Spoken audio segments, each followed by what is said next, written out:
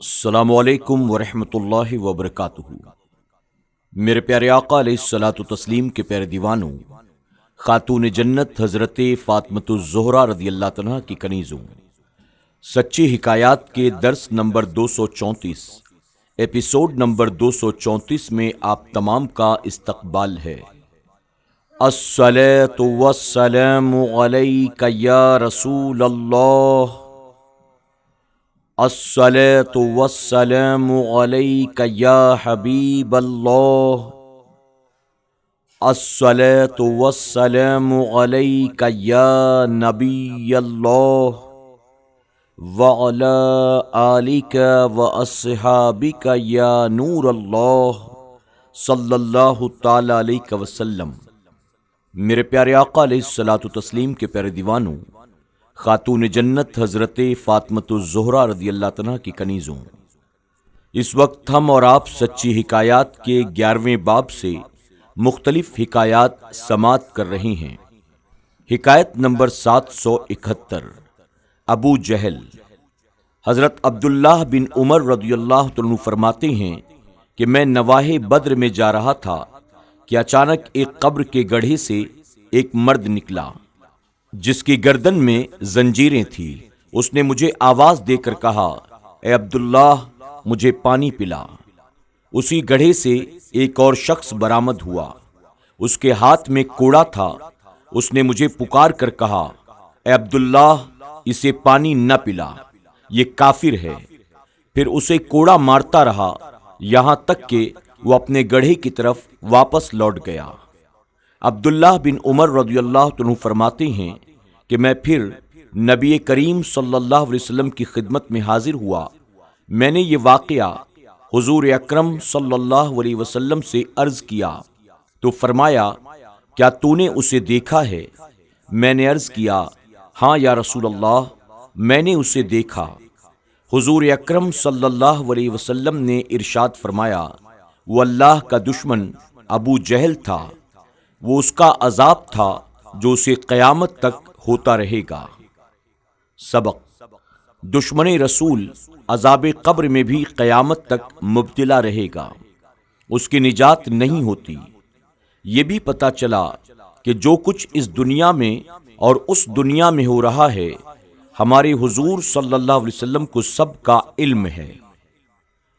حکایت نمبر 772، چار یار۔ حضرت ابو عبداللہ فرماتے ہیں کہ ایک سال میں حج کے لیے گیا تو حرم شریف میں ایک ایسے شخص سے ملاقات ہوئی جو پانی نہیں پیتا تھا۔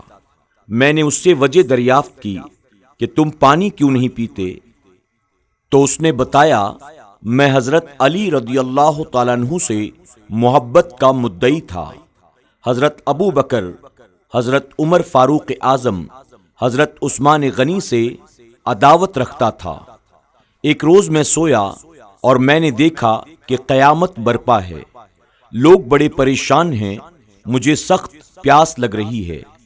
پیاس بجھانے کے لیے میں رسول اللہ صلی اللہ علیہ وسلم کے حوض کوثر پر پہنچا تو میں نے حضرت ابو بکر، حضرت عمر، حضرت عثمان اور حضرت علی رضی اللہ تعالیٰ عنہم کو دیکھا جو پیاسوں کو پانی پلا رہے تھے۔ میں نے سیدھے حضرت علی کے پاس پہنچ کر پانی مانگا۔ حضرت علی نے اپنا منہ پھیر لیا۔ پھر حضرت ابو بکر کے پاس گیا تو انہوں نے بھی منہ پھیر لیا۔ پھر میں حضرت عمر اور حضرت عثمان کے پاس گیا تو انہوں نے بھی اپنا منہ پھیر لیا۔ میں بڑا پریشان ہوا، رسول اللہ صلی اللہ علیہ وسلم کو تلاش کیا۔ چنانچہ حضور اکرم صلی اللہ علیہ وسلم میدان حشر میں تشریف نظر آئے۔ میں ان کی خدمت میں حاضر ہوا، شکایت کی، یا رسول اللہ، مجھے سخت پیاس لگ رہی ہے۔ میں حوض کوثر پر گیا اور حضرت علی سے پانی مانگا تو انہوں نے منہ پھیر لیا، پانی نہیں پلایا۔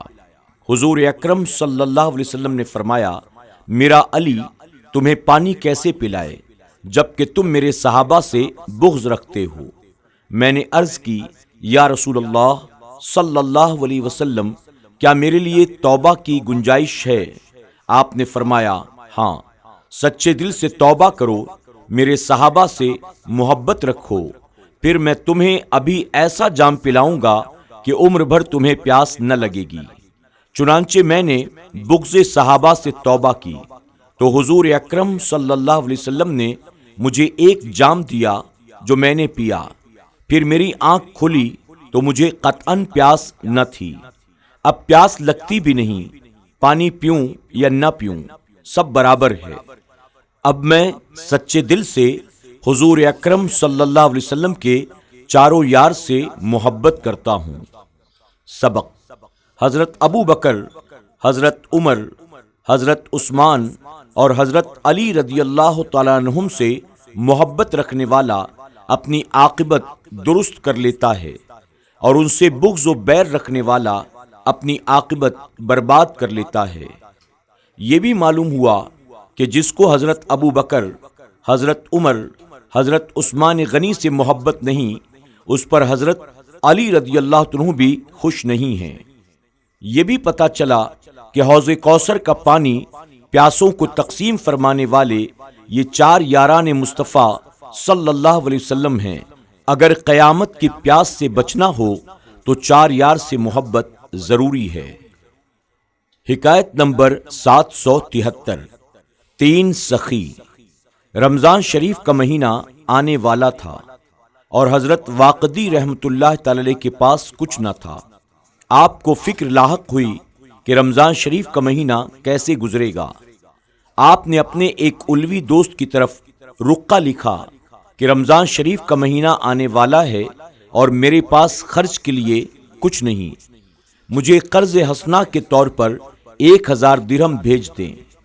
چنانچہ اس دوست نے 1000 درہم کی تھیلی بھیج دی۔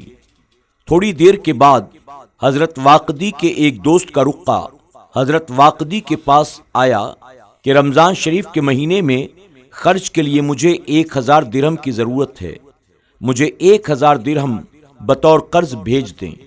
حضرت واقدی نے وہی تھیلی اسے بھیج دی۔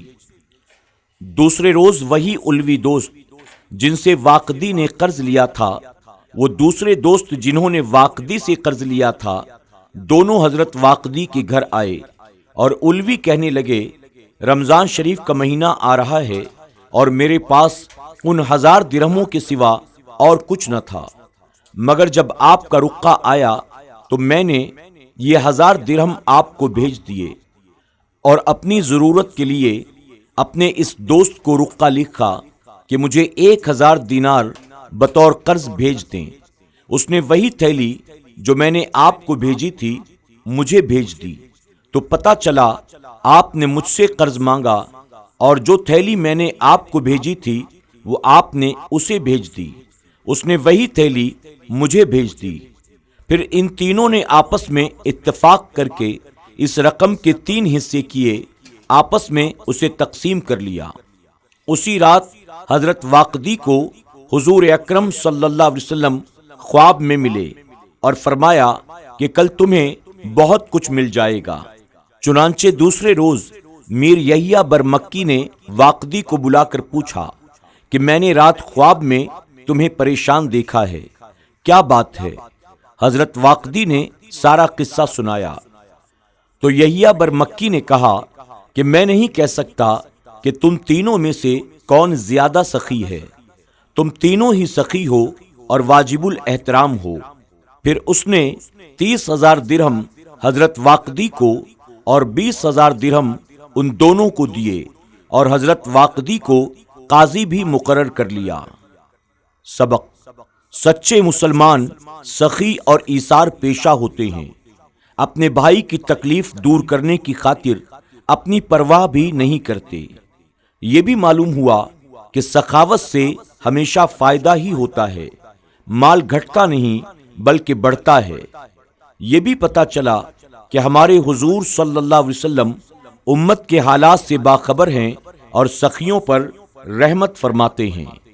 میرے پیارے آقا علیہ الصلوۃ والتسلیم کے پیردیوانوں، خاتون جنت حضرت فاطمۃ الزہرا رضی اللہ عنہا کی کنیزوں، آج کے درس میں بس اتنا ہی۔ انشاءاللہ زندگی رہی تو مزید کچھ نئی حکایات کے ساتھ ہم آپ کی خدمت میں کل پھر حاضر ہوں گے۔ اپنا خیال رکھیں اور اپنی دعاؤں میں ہمیں بھی ضرور یاد رکھیں۔ السلام علیکم ورحمۃ اللہ وبرکاتہ۔ یوٹیوب پر ہمارے SDI آڈیو چینل کو ابھی سبسکرائب کریں، سچی حکایات کے تمام ایپیسوڈز کو سنیں اور نئے ایپیسوڈز کی نوٹیفیکیشن کے لیے بیل آئیکن پر کلک کرنا نہ بھولیں۔ لائک کریں، سبحان اللہ، الحمدللہ کے ذریعے کمنٹ کریں اور اس کاری خیر کا حصہ بننے کے لیے ان حکایات کو زیادہ سے زیادہ اپنے دوست احباب اور رشتہ داروں کے ساتھ شیئر بھی ضرور کریں۔